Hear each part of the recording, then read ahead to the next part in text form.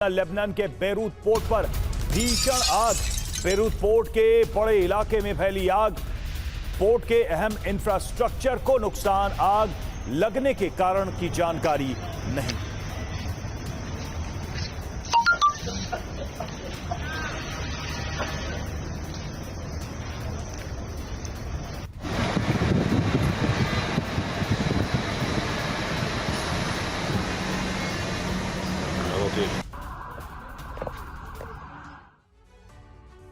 और इजरायल ने हिजबुल्लाह को नष्ट करने का ब्लूप्रिंट तैयार कर लिया है और इस ऑपरेशन में एक देश की राजधानी भस्म होने का खतरा है।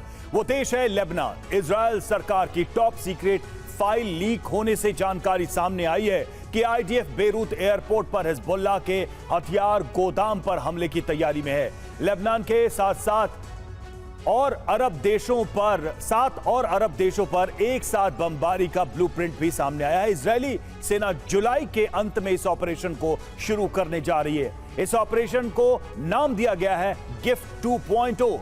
इजरायली वायुसेना के फाइटर जेट तैयार हो चुके हैं। देखिए क्या है इजरायल का ऑपरेशन गिफ्ट और कैसे ये पूरे अरब में जंग को शुरू करा सकता है। इजरायल ने हिजबुल्लाह के अंत का ब्लूप्रिंट तैयार कर लिया है।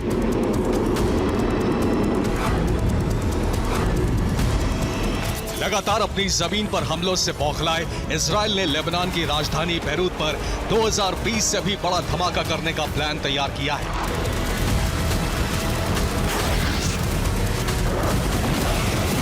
नेतन्याहू और इजरायली सेना प्रमुख ने बेरूत पर सबसे बड़े हमले का ऑपरेशन गिफ्ट 2.0 तैयार कर लिया है।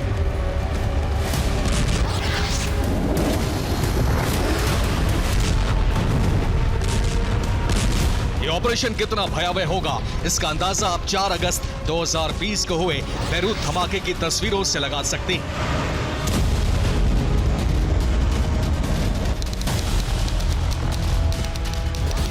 ये बेरूत के इतिहास का सबसे काला दिन था।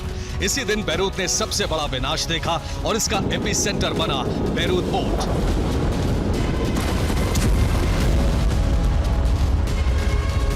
4 अगस्त की दोपहर बेरूत पोर्ट पर धुएं का एक ऊंचा गुबार उठ रहा था और अचानक एक जोरदार विस्फोट हुआ।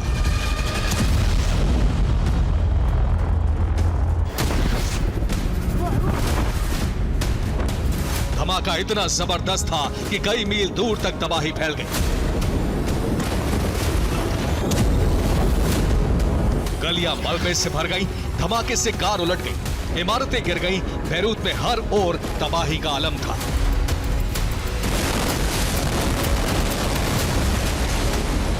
बेरूत के पोर्ट पर उस दिन जो हुआ उसकी तीव्रता को इसके विश्लेषण से समझिए।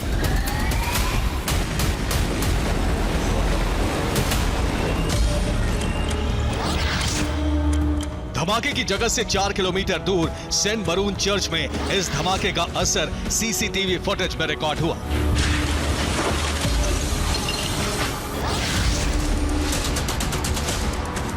ग्यारह किलोमीटर दूर तक इस धमाके की शॉकवेव नजर आई थी। ये तस्वीर धमाके वाली जगह से 11 किलोमीटर दूर डाबिया मरीना में रिकॉर्ड की गई थी।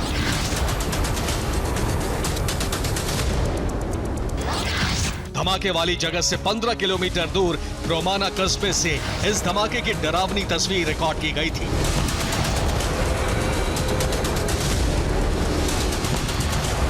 धमाके से पहले यह बेरूत पोर्ट की साइलोस बिल्डिंग थी जो धमाके के बाद ऐसी हो गई।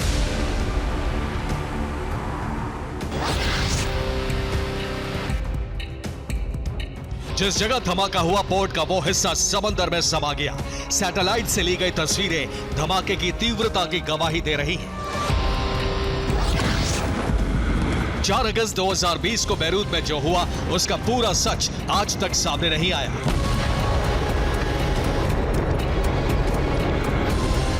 धमाके की वजह से 150 लोग मारे गए। 3.5 किलोमीटर क्षेत्र में भूकंप आया था। रिपोर्ट है कि पोर्ट पर हिजबुल्लाह के हथियार स्टोर थे। धमाके के पीछे लेबनान इजरायल का हाथ मानता है। लेकिन अब खुफिया रिपोर्ट यह है कि इजरायल ने 4 अगस्त 2020 से भी बड़े हमले की तैयारी कर ली है।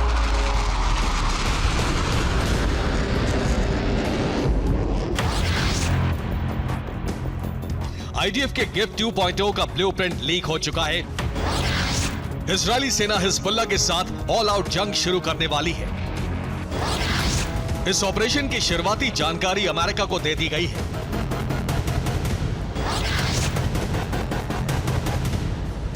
इजराइल हमेशा कहता है कि बैरूत के रफीक हरीरी इंटरनेशनल एयरपोर्ट पर लेबनान ने हिजबुल्लाह के हथियार रखे हैं ताकि इन्हें हमले से बचाया जा सके।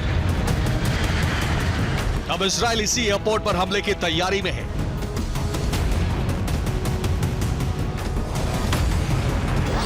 लीक ब्लूप्रिंट से मिली जानकारी के मुताबिक बैरूत के रफीक हरीरी इंटरनेशनल एयरपोर्ट पर इजरायली वायुसेना हमला करेगी।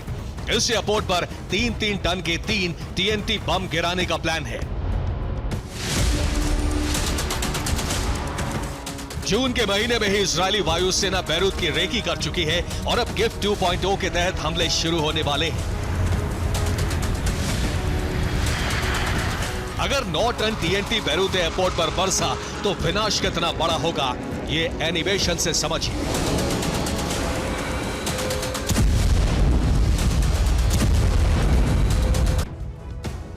और आपको दिखाते हैं बेरूत एयरपोर्ट की सैटेलाइट इमेज। ये बेरूत एयरपोर्ट की सैटेलाइट इमेज है। अगर रफीक हरीरी इंटरनेशनल एयरपोर्ट पर 3-3 टन के 3 बम गिरते हैं तो एयरपोर्ट का वजूद नहीं बचेगा। एयरपोर्ट से 180 मीटर के दायरे में सब कुछ नष्ट हो जाएगा, यानी इमारतें, किसी भी तरह का कंक्रीट कंस्ट्रक्शन सब मलबे में तब्दील हो जाएगा, धरती सपाट हो जाएगी।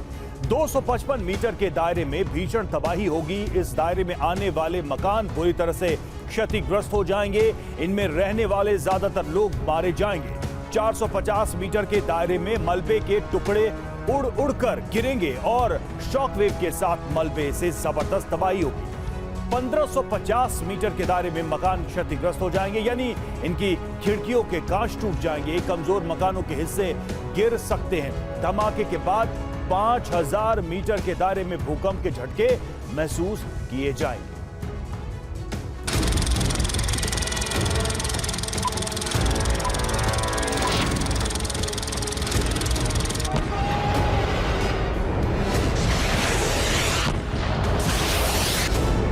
दरअसल जिस तरह से हिजबुल्लाह होती और दूसरे ईरानी प्रॉक्सी लगातार इजराइल पर हमले कर रहे हैं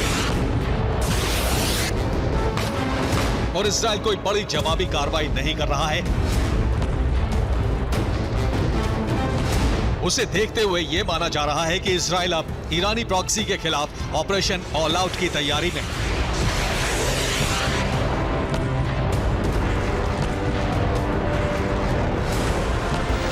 बैरूत पर हमले का पूरा ऑपरेशन तैयार हो चुका है और अब हमले के लिए अमेरिका के ग्रीन सिग्नल का इंतजार है।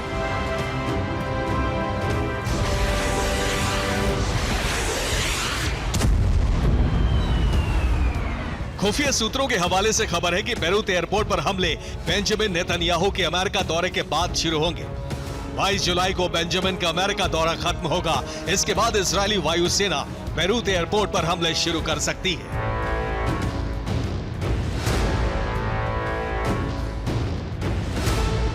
अरब में हिजबुल्लाह और हूती ही सबसे बड़े और ताकतवर मिलिटेंट संगठन हैं। ये दोनों लगातार इजराइल के लिए खतरा बने हुए हैं।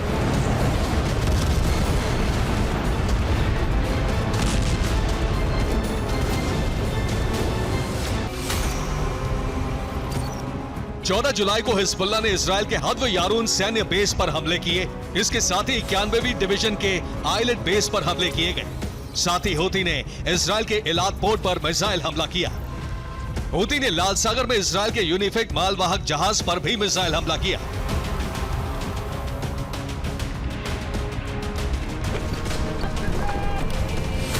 हिजबुल्लाह और इजराइल की जंग का विस्तार होता जा रहा है, इसीलिए ऑपरेशन गिफ्ट 2.0 तैयार किया गया है।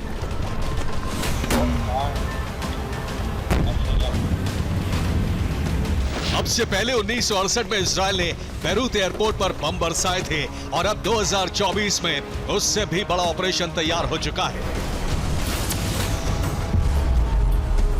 जिसके कारण जंग पूरे अरब में फैलनी तय है। Bureau report, TV9 Bharatvarsh. और इधर इजराइल की राजधानी में आतंकी हमला हुआ है। तेल अवीव हाईवे पर पुलिस आतंकी मुठभेड़ पुलिस की गोलीबारी में ढेर कार सवार आतंकी।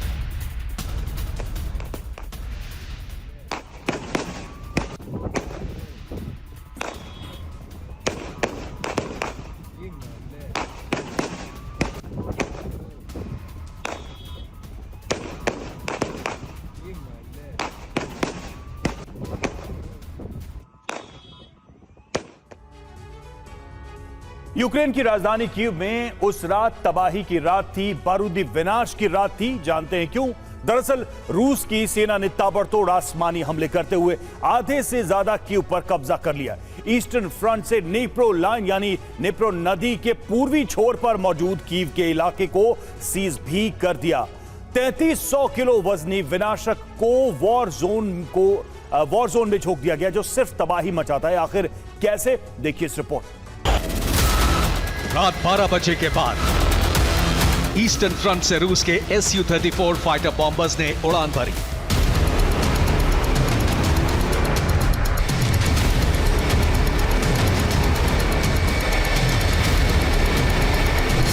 और जानते हैं रूस के इन आसमानी जंगबाजों का टारगेट क्या था? यूक्रेन की राजधानी कीव का पूर्वी इलाका।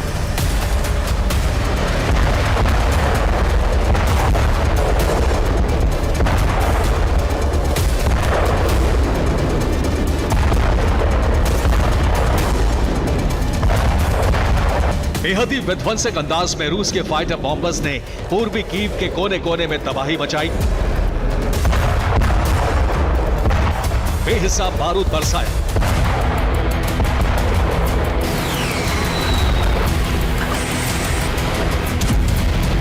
एक तरफ आसमान से पुतिन के आसमानी लड़ाके कहर बरपा रहे थे, तो दूसरी तरफ टैंक, तोप और रॉकेट लॉन्चर्स के साथ रूसी सेना के हजारों जवानों ने पूर्वी कीव पर धावा बोल दिया।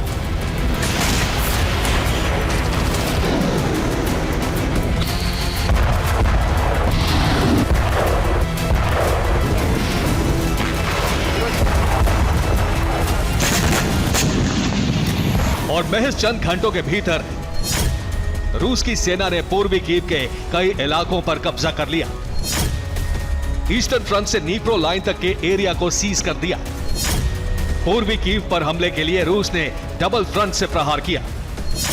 रूस के Su-34 फाइटर ने कीव पर फैब 3000 बम दागे।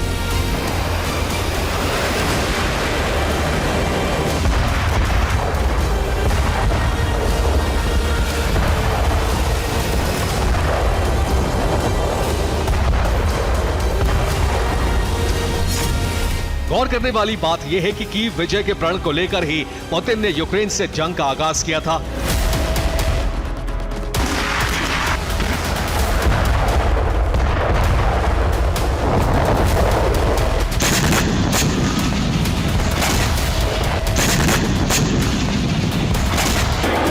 और इसी प्लान के तहत रूसी ब्रिगेड ने चंद दिनों पहले ईस्टर्न फ्रंट से कीव की घेराबंदी की।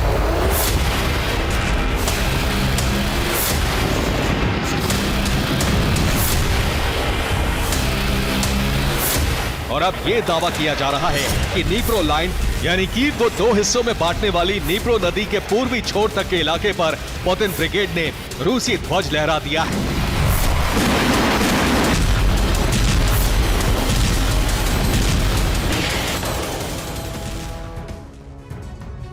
करीब 29 महीने पहले पुतिन ने कीव पर कब्जे के लिए जंग का आगाज किया था। हालांकि इस दौरान रूसी सेना ने कई दफा कीव पर हमले भी किए, मगर अब रूसी ब्रिगेड को बड़ी कामयाबी मिली है और वो है आधे से ज्यादा कीव पर कंट्रोल।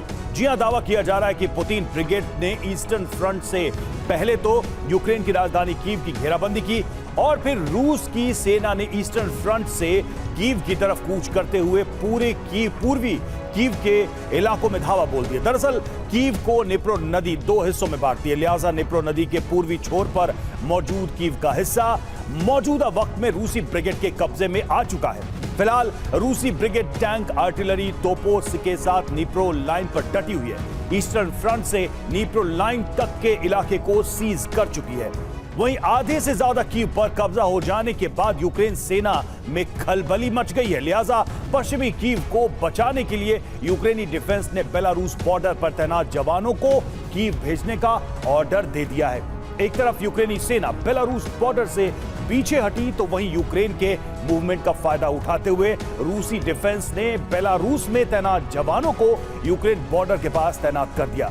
और अब यह आशंका जताई जा रही है कि बेलारूस और निप्रो लाइन से राजधानी कीव के बाकी बचे हिस्से पर जल्द ही रूसी ब्रिगेड बड़े हमले कर सकती है।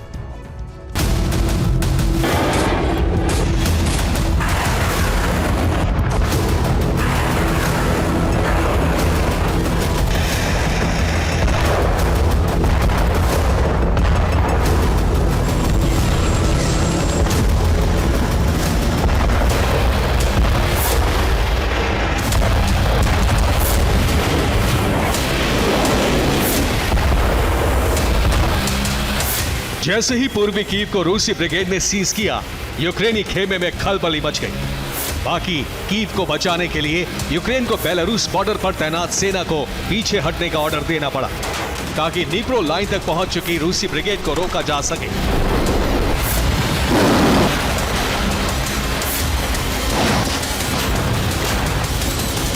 मगर सच तो यह है कि कीव को जीतना ही पुतिन का आखिरी लक्ष्य है। लिहाजा ईस्टर्न फ्रंट से रूस ने पुख्ता प्लानिंग के साथ कीव पर हमला बोला।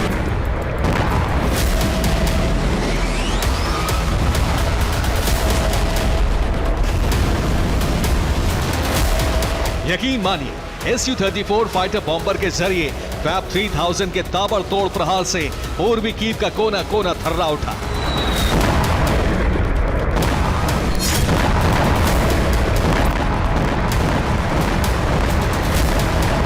चंद घंटों के भीतर ही फैब 3000 ग्लाइड बम के सीरियल अटैक से कीव का सुरक्षा चक्रव्यूह तहस नहस हो गया। अब सवाल यह है कि रूसी डिफेंस का फैब 3000 कीव के लिए काल कैसे बना? आखिर क्यों पुतिन ने इस विनाशक का इस्तेमाल करते हुए कीव के डिफेंस कवच को भेदा? दरअसल फैब 3000 हाई एक्सप्लोसिव एयरक्राफ्ट बम है। इस विनाशक का कुल वजन 3300 किलो होता है। यह ग्लाइड बम 1400 किलो विस्फोटकों से लैस होता है। 1200 किलोमीटर प्रति घंटे की रफ्तार से टारगेट को हिट करता है। इसके एक प्रहार से 42 मीटर का इलाका तबाह हो जाता है। फैब 3000 ग्लाइड बम, जिसे फ्लाइंग बम के नाम से भी जाना जाता है, उसे सोवियत दौर में बनाया गया था। और जानते हैं फैब 3000 जैसे विनाशक को बनाने का मकसद क्या था? दुश्मन के मिलिट्री बेस, अंडरग्राउंड शेल्टर और इंडस्ट्रियल फैसिलिटी को तबाह करना। क्योंकि फैब सीरीज के इस बम में हाई एक्सप्लोसिव वॉरहेड होता है जो टारगेट को पूरी तरह से जमींदोज कर देता है। दावा किया जा रहा है कि रूसी डिफेंस ने कीव पर कब्जे के लिए Su-34 फाइटर बॉम्बर और फैब 3000 को इंटीग्रेट किया है, जिसका मतलब अब कीव पर फैब 3000 से ही बमबारी होगी। रूसी डिफेंस ने फैब 3000 की खेप बढ़ाने का भी ऑर्डर दिया है। यानी भारी तादाद में फैब 3000 ग्लाइड बम तैयार किए जाएंगे और इन विनाशकों के प्रचंड प्रहार से कीव के कोने कोने को राख किया जाएगा। अब यह देखना होगा कि पुतिन के प्रकोप से कीव को बचाने के लिए, उसके रक्षा कवच को मजबूत करने के लिए ज़ेलेंस्की और बाइडेन क्या कदम उठाते हैं। Bureau report, TV9 Bharat. और क्रीमिया में रूस के सैन्य ठिकाने, नेवल बेस और क्रीमिया के आसपास एनर्जी इंफ्रास्ट्रक्चर यूक्रेन के निशाने पर हैं। क्रीमिया पर यूक्रेन ने जून में 14 से ज्यादा बार हमले किए, लेकिन जून के आखिरी हफ्ते से अब तक यूक्रेन हमले करने में लगातार नाकाम रहा है। सवाल यह कि क्या यूक्रेन के मिशन क्रीमिया लिबरेशन बंद कर दिया या फिर मामला कुछ और है। रिपोर्ट यह है कि पुतिन ने क्रीमिया पर हमले रोकने के लिए रणनीति में मामूली सा बदलाव किया है और उसका असर ऐसा हुआ कि यूक्रेन की शक्ति खत्म होने लगी है। क्या है पुतिन की क्रीमिया कवच रणनीति, इस रिपोर्ट में देखिए। 2014 में यूक्रेन ने क्रीमिया गंवाया और 2022 से क्रीमिया पर बड़े हमलों का मिशन शुरू किया।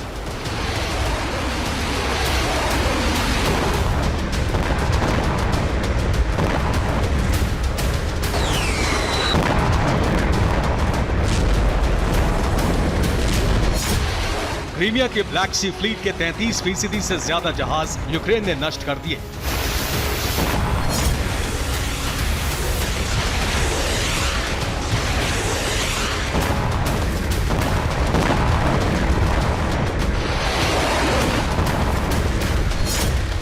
क्रीमिया के कई सैन्य बेस पर यूक्रेन ने मिसाइल हमले किए और रूस को एयर डिफेंस सिस्टम सहित अहम सैन्य उपकरण गंवाने पड़े।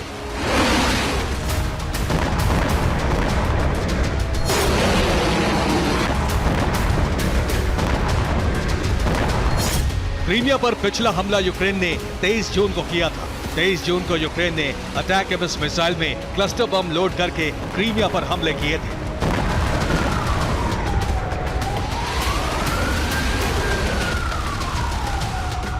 लेकिन इन हमलों के बाद से यूक्रेन की सेना क्रीमिया में किसी बड़े ऑपरेशन को अंजाम नहीं दे पाई है।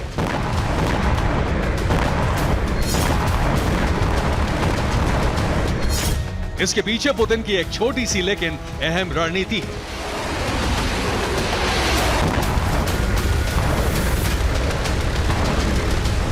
इस रणनीति का सबसे बड़ा हथियार है कामिकाजे और सैन्य सर्वेक्षण करने वाले ड्रोन।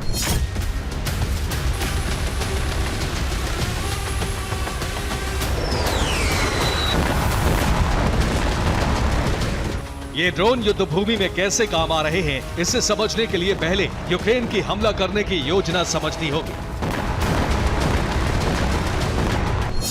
क्रीमिया पर हमला करने के लिए यूक्रेन अटैकम्स मिसाइलों का इस्तेमाल करता है, जिसकी रेंज 300 किलोमीटर तक है। इसके साथ ही हाइमर्स रॉकेट भी क्रीमिया पर बरसाए जाते हैं। इसकी रेंज 80 किलोमीटर तक है। इसके अलावा क्रीमिया पर हमलों के लिए स्कैल्प मिसाइल प्रयोग में लाई जाती है। इनकी रेंज भी 300 किलोमीटर तक है। इन हथियारों से हमला तभी संभव है जब इनको फ्रंट लाइन पर लगाया जाए। फ्रंट लाइन से ही क्रीमिया इन हथियारों की रेंज में आता है।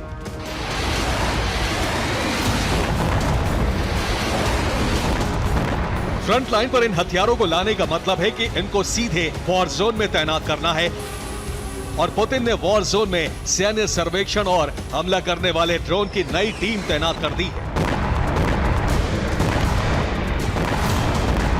सैन्य सर्वेक्षण और ड्रोन हमलों का बहुत बड़ा फायदा रूस को हुआ है।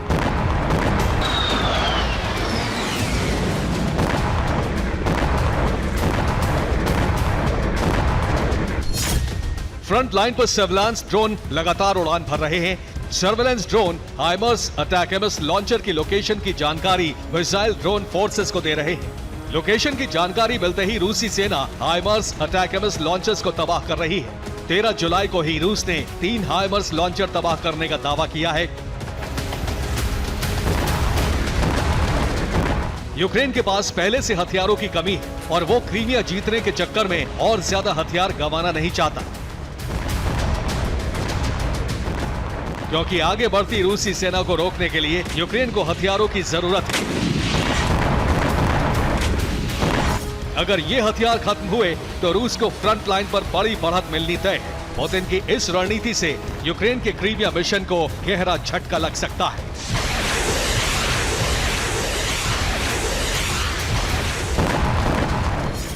रूस के लगातार हमलों के कारण हाइमर्स और अटैकम्स लॉन्चर को पीछे हटाना पड़ा है। यूक्रेन ने वॉर जोन से 50 किलोमीटर पीछे इन्हें तैनात किया है। अब क्रीमिया हाइमर्स और अटैकम्स की रेंज से बाहर हो चुका है। इसीलिए यूक्रेन 23 जून के बाद क्रीमिया पर मिसाइल हमले नहीं कर पाया है।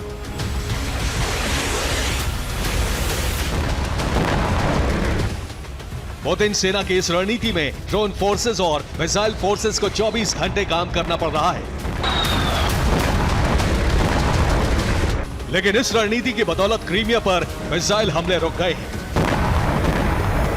Bureau report, TV9 Bharatvarsh. और यूक्रेन के लिए मुसीबत अब सिर्फ हथियारों की कमी नहीं बल्कि सैनिकों की भारी कमी भी है।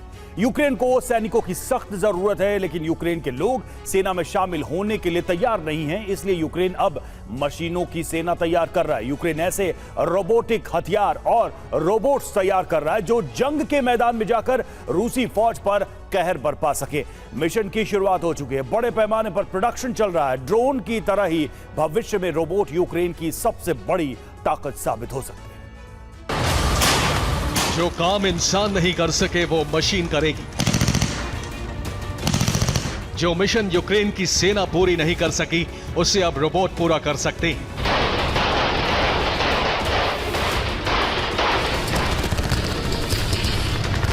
प्लान ऐसा है कि अब यूक्रेनी मोर्चे पर कम से कम खून बहे। युद्ध में हार भी हो तो इंसान के शवों की जगह मशीन के कबाड़ का ढेर लगे। यूक्रेन में सैनिकों की कमी को दूर करने के हर तरीके नाकाम हो रहे हैं। जरूरत बहुत बड़ी है, लेकिन कामयाबी बहुत थोड़ी मिल रही है। यूक्रेनी सेना में शामिल नहीं हो रहे हैं। सैन्य भर्ती के वाहनों में आग लगा रहे हैं। सैन्य भर्ती के खिलाफ विरोध प्रदर्शन हो रहे हैं।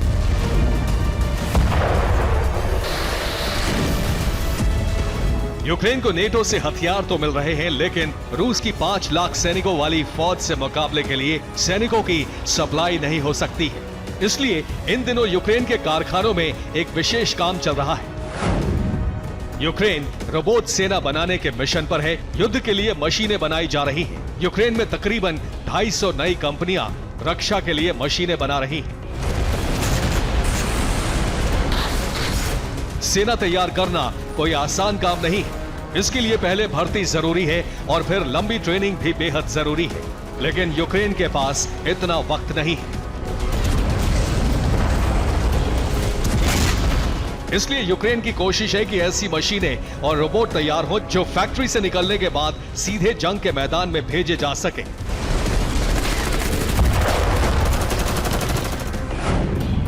यूक्रेन का लक्ष्य 1 लाख रोबोट बनाने का है। हर मशीन कई सैनिकों जितनी ताकतवर होगी। मशीनों के लिए खाना और पानी की जरूरत नहीं पड़ेगी। युद्ध में जितना अहम हथियार है, उतना ही जरूरी है सैनिकों के लिए वक्त पर खाने पीने का सामान पहुंचना और इलाज मिलना।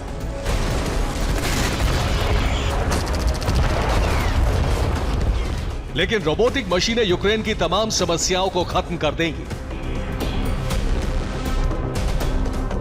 इस मिशन के तहत कई ड्राइवरलेस गाड़ियां भी तैयार हो रही हैं। लोहे से तैयार हो रहे रोबोट और मशीनों पर गोली का असर भी नहीं होगा।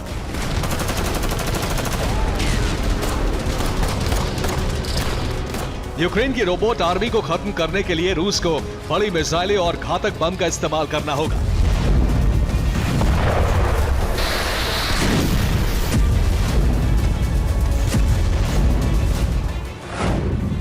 रोबोट आर्मी के लिए अलग विंग बनाई गई है। रोबोट थल सेना के अलावा नेवी को भी दिए जाएंगे।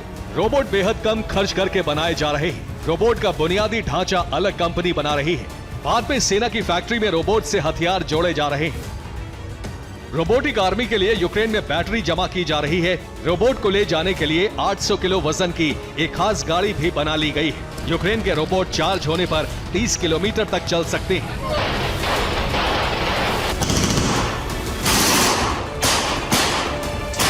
यूक्रेन रोबोट को ड्रोन की तरह रिमोट से ऑपरेट किया जाएगा, यानी सिर्फ एक सैनिक कई रोबोट के जरिए रूसी सेना पर हमला करेगा। यूक्रेन का प्लान सुनकर आपको थोड़ा अजीब जरूर लग रहा होगा, लेकिन रूस भी युद्ध में रोबोट का इस्तेमाल कर रहा है। रूस के रोबोट इस वक्त यूक्रेन के कई मोर्चे पर मौजूद हैं। यूक्रेन को कामयाबी की उम्मीद इसलिए है क्योंकि यूक्रेन के पास कुछ ऐसे ड्रोन हैं जो थोड़े बहुत फैसले खुद ले सकते हैं। ये हथियार एआई का इस्तेमाल करते हैं। यूक्रेन की कोशिश है कि एक बार मुकाबला बराबरी पर आने के बाद एआई से लैस रोबोट भी बनाए जाएंगे। Bureau report, TV9 Bharatvarsh.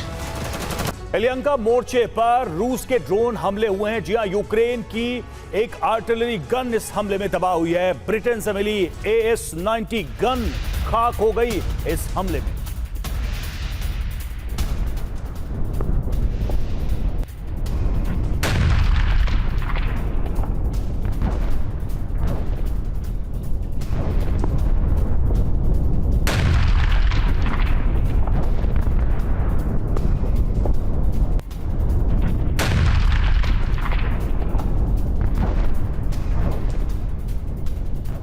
तो पहले यूक्रेन को सबक सिखाने की धमकी और उसके ठीक एक दिन बाद रूस का एक्शन। रूस के आक्रामक अंदाज से नाटो में खलबली मच गई है। नाटो के देश अपने फैसले बदलने को मजबूर हो रहे हैं। नाटो के महासचिव को कहना पड़ा कि वो रूस से सीधी जंग कभी नहीं चाहते। ताकतवर रूस के आगे नाटो के कुछ देशों के सरेंडर मोड में आने से सबसे ज्यादा नुकसान यूक्रेन को उठाना होगा। यूक्रेन को एक ही दिन में 2 झटके लग चुके हैं। एक तरफ रूस को सबक सिखाने वाले हथियार के इस्तेमाल पर शर्तें लागू कर दी गई हैं, तो दूसरी तरफ सुरक्षा कवच देने का वादा करने वाला देश भी मुकर गया। रूस का Tu-95 बॉम्बर आसमान में इसकी दहाड़ से यूक्रेन में सन्नाटा पसर जाता है।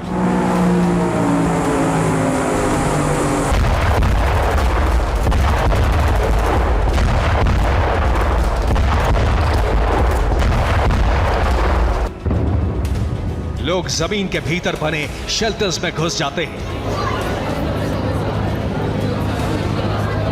नेटो भी इस बॉम्बर की ताकत बखूबी समझता है।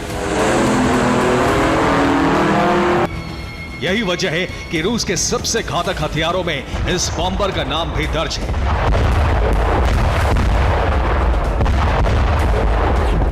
इस बॉम्बर से जुड़ी हर बड़ी खबर पर अमेरिका भी नजर रखता है। इसी बॉम्बर का एक नया वीडियो जारी हुआ है। इस वीडियो में विशालकाय बॉम्बर एक एयरबेस से उड़ान भरता है।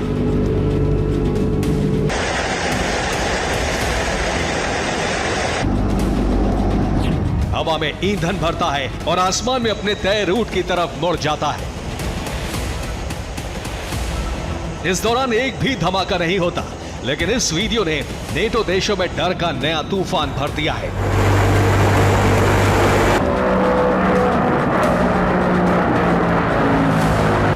क्योंकि ये उड़ान रूस की एक नई कामयाबी साबित करती है। रूस ने Tu-95 बॉम्बर को और भी घातक बना दिया है। रूसी इंजीनियर्स ने इस बॉम्बर में Kh-20 मिसाइल का कॉम्प्लेक्स लगाया है।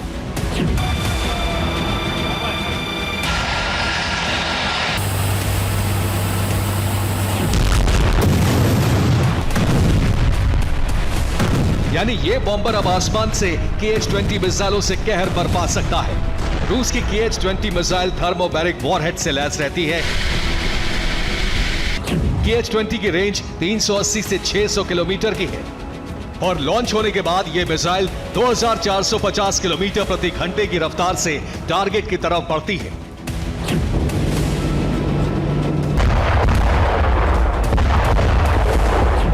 रूस की इस तैयारी ने नेटो में खलबली मचा दी है, क्योंकि भले ही रूस के पास Kh-20 से कई गुना अधिक शक्तिशाली मिसाइलें हैं, लेकिन Tu-95 में इस बदलाव की और टेस्टिंग का कनेक्शन पुतिन के मिशन यूरोप से जोड़कर देखा जा रहा है।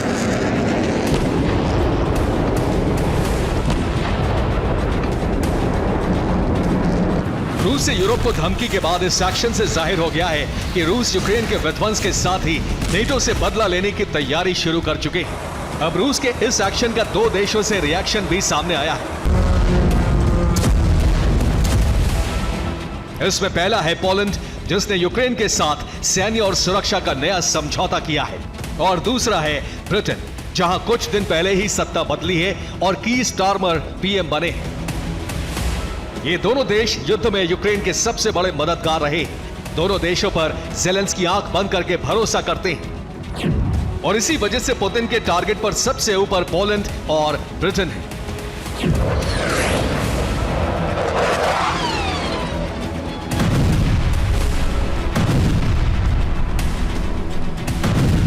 ब्रिटिश स्टॉर्म शैडो मिसाइलों से क्रीमिया में कई बार तबाही मची है।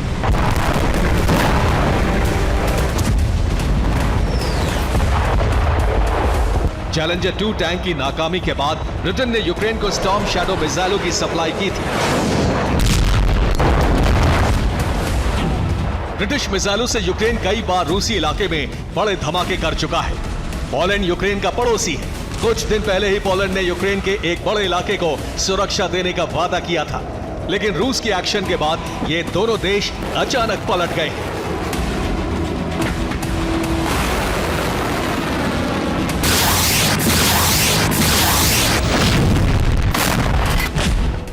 वहीं पोलैंड ने यूक्रेन को एयर डिफेंस से सुरक्षा कवच देने का वादा किया था, लेकिन पोलैंड अब सुरक्षा नहीं देगा। पोलैंड यूक्रेन के हवाई क्षेत्रों में आने वाली मिसाइलों को नष्ट नहीं करेगा। पोलैंड ने पश्चिमी यूक्रेन को हवाई कवच देने का भरोसा दिया था, लेकिन अब वादे से मुकर गया है। रिपोर्ट के मुताबिक नाटो देशों के दबाव की वजह से पोलैंड समझौते से पीछे हट रहा है। ब्रिटेन ने भी यूक्रेन को झटका दे दिया है। मामला स्टॉर्म शैडो मिसाइल को लेकर रूसी जमीन पर हमले की इजाजत का है। यूक्रेन अब अपनी सीमा के पार स्टॉर्म शैडो से हमले नहीं कर सकेगा। ब्रिटेन की इस शर्त से स्टॉर्म शैडो से अब रूसी जमीन पर धमाके नहीं होंगे। ब्रिटेन के पीएम ने ऐलान किया था कि यूक्रेन रूस पर उसकी मिसाइलों से हमले कर सकता है, लेकिन अब ब्रिटेन ने यू टर्न ले लिया है। नतीजा यह होगा कि अब यूक्रेनी बॉर्डर के करीब रूस के 250 किलोमीटर के इलाके में हमला नहीं हो सकेगा, क्योंकि स्टॉर्म शैडो की रेंज 250 किलोमीटर है। दूसरी तरफ पोलैंड से सुरक्षा नहीं मिल पाने की वजह से अब पश्चिमी यूक्रेन में रूस की मिसाइलों के हमले नहीं रुक सकते।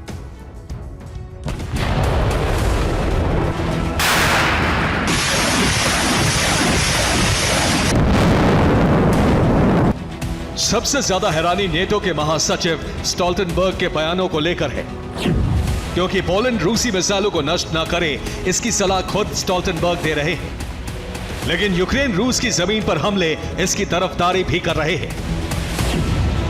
नेटो मानता है कि पोलैंड अगर अपने एयर डिफेंस से डायरेक्ट रूसी मिसाइलों को नष्ट करता है तो इसे रूस के साथ सीधी जंग माना जाएगा। नेटो ने साफ कर दिया है कि उसका रूस के साथ डायरेक्ट वॉर लड़ने का कोई इरादा नहीं है। नेटो के आक्रामक रुख में बदलाव की एक वजह एंटी नेटो ग्रुप की बढ़ती एकजुटता भी है। रूस के कहने पर ही चीन ने अपने सैनिकों को युद्धाभ्यास के लिए बेलारूस भेजा। पुतिन के नॉर्थ कोरिया के दौरे से लौटने के बाद हथियारों की सप्लाई तेज है। चीन और रूस भविष्य में कई जगह एक साथ जंग का अभ्यास करने वाले हैं।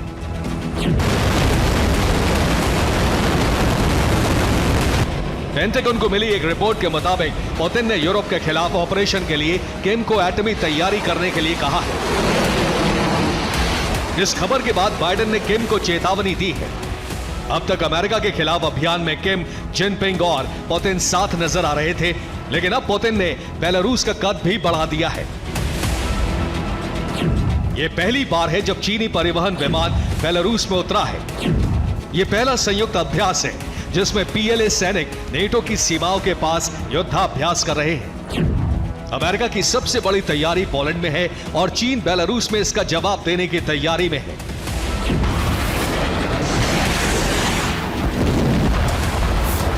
अब तक अमेरिका को जवाब देने के लिए सिर्फ रूस ने बेलारूस में हथियार और सेना की तैनाती की थी, लेकिन अब चीन ने भी क्लियर मैसेज दे दिया है कि ऑपरेशन यूरोप शुरू हुआ तो चीन और रूस दोनों पोलैंड के करीब से युद्ध की शुरुआत कर सकते हैं।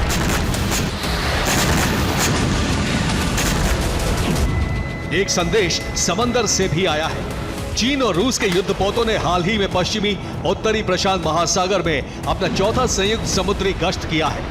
इसके अलावा चीन और रूस विवादित दक्षिण चीन सागर के पास दक्षिणी चीन प्रांत में एक संयुक्त नौसैनिक अभ्यास कर रहे हैं।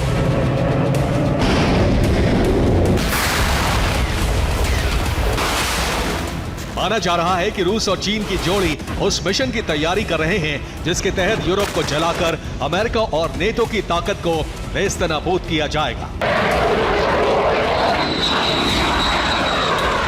Bureau report, TV9, Bharatvarsh. और एक बड़ी ब्रेकिंग, खार्किव में रूस का बड़ा मिसाइल हमला। जी हां, रेल यार्ड के यूक्रेनी हथियार गोदाम पर हमला किया है। यूक्रेन का बड़ा हथियार का जखीरा इस हमले में तबाह हुआ है।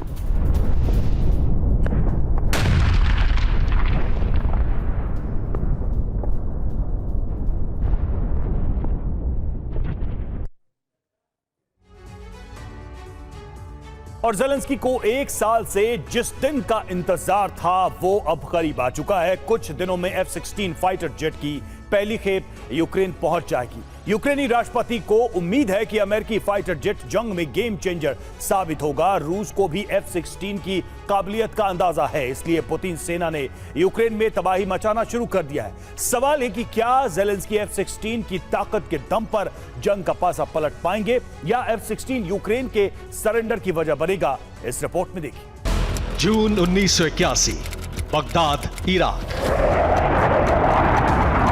आईडीएफ ने इराक में घुसकर सद्दाम हुसैन के न्यूक्लियर रिएक्टर को नष्ट कर दिया। जून 1982, लेबनान। इजराइल ने लेबनान पर आक्रमण किया। सीरिया इजराइल के साथ युद्ध में उतरा। इजराइल ने सीरिया के 85 फाइटर जेट्स को मार गिराया।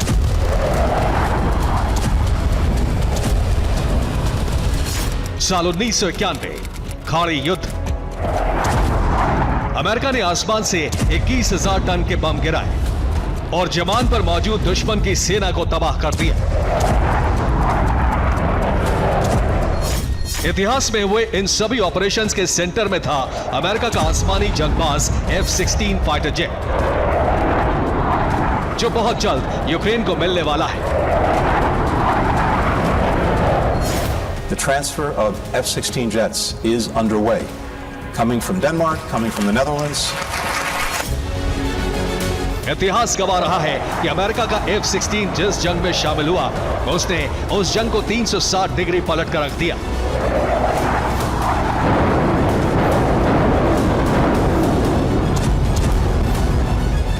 इसलिए बीते एक साल से ज़ेलेंस्की को आसमान के इस सिकंदर का इंतजार था।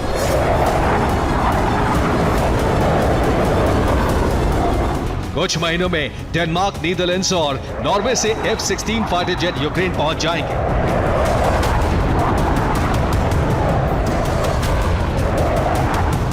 लेकिन सवाल है कि क्या अमेरिका का आसमानी शिकारी रूस के सामने टिक पाएगा? क्या F-16 वो करिश्मा दोहरा पाएगा जो उसने 90 के दशक में कर दिखाया था? एक्सपर्ट्स की माने तो F-16 के यूक्रेन पहुंचने से रूस के लिए खतरा और बढ़ जाएगा। अब तक रूस में गुरिल्ला अटैक करने वाला यूक्रेन मॉस्को को सीधे सीधे दहला सकेगा। सिर्फ इतना ही नहीं, वो रूस की डिफेंस लाइन और बॉर्डर से होने वाली हथियारों की सप्लाई लाइन को भी तोड़ सकता है। F-16 कैसे रूस के लिए बड़ा खतरा साबित होगा, उसे इस मैप के जरिए समझिए। यूक्रेन की राजधानी कीव से कुछ दूरी पर वासिल्विक एयरबेस मौजूद है, जहां यूक्रेन ने एयर डिफेंस सिस्टम तैनात कर रखे हैं। यहां से मॉस्को की दूरी 768 किलोमीटर है। F-16 लड़ाकू विमान की मारक क्षमता करीब 4220 किलोमीटर है, यानी F-16 मॉस्को तक को दहलाकर बेहद आसानी से वापस आ सकता है।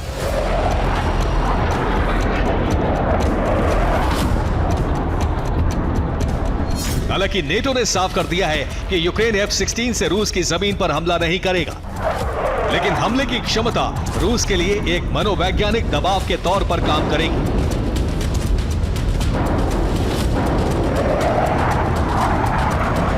यूक्रेन को भले ही रूस की जमीन पर हमले की इजाजत ना हो, लेकिन F-16 के जरिए वो यूक्रेन में लड़ रहे रूसी सैनिकों की बैकबोन जरूर तोड़ सकता है।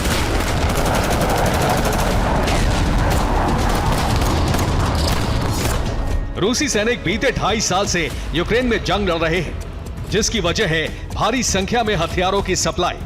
ये रूस से यूक्रेन पहुंचने वाले हथियारों का सप्लाई रूट है। रेल मार्ग से होते हुए हथियार क्रीमिया पहुंचते हैं, जहां से मेलिटोपोल, रोबोटाइन, मारियोपोल होते हुए सड़क के रास्ते अलग अलग युद्ध क्षेत्रों तक पहुंचाए जाते हैं।